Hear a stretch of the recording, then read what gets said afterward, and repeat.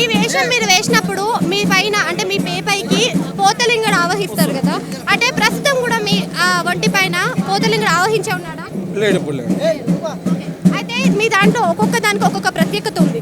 అయితే ప్రతి దానికి ఒక శరణం పలుకుతారు. అయితే అదే విధంగా మీ దాంట్లో కూడా అన్ని శరణాలు ఉన్నాయా? అన్ని శరణాల ప్రకారమే జరిగింది.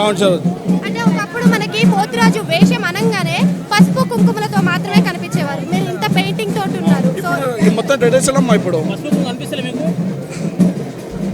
ఇది అలంకరణ. ఇవాళ ట్రెడిషన్ కి అది అలవాటు అనమాట. బయటికి రాదు. ఇది అలంకరణ. ఇవాళ ట్రెడిషన్ కి అంతే అలంకరణ. అంతే పసుపు కుంకుమ ఎప్పుడు ఉంటుంది. ఈ ఆయిల్ పెయింట్స్ వల్ల కూడా స్కిన్ ప్రాబ్లమ్స్ కూడా వస్తాయి. సో మీకు అలా వస్తుంది. ఎందుకంటే జనరేషన్ కాబట్టి పడాల్సి వస్తుంది వాళ్ళు. మీరు అలా ఎదుర్కొన్నారా? చెప్పలేకపోతారు. నేను చెప్తున్నాను. అండ్ అదే విధంగా ఇక్కడ చాలా వరకు కూడా పోతురాజులు పోటీగా ఆడుతూ ఉంటారు. సో అదే విధంగా మీకు అంటే ప్రాబ్లమ్స్ కూడా చాలా ఉంటాయి. పోతురాజు అనగానే ఒక మెయింటెనెన్స్ అనేది ఉంటుంది బాడీ పరంగా కూడా. దానిపైన మీ అభిప్రాయం ఏంటి? ఫుల్ బాడీ పెయిన్స్ అంటే పొద్దుల్లో కానీ కాల్చేది నొప్పి అవుతాయి. బాడీ మొత్తం పెయిన్ అయిపోతుంది.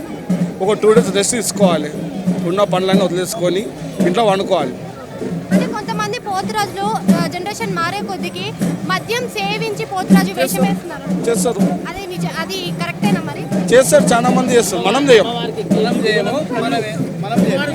చేస్తారు, చేయరని అంటలే. మనం చేయం. అలా చేయొచ్చా మరి అసలు? అది తల్లికి తెలియాలమ్మా.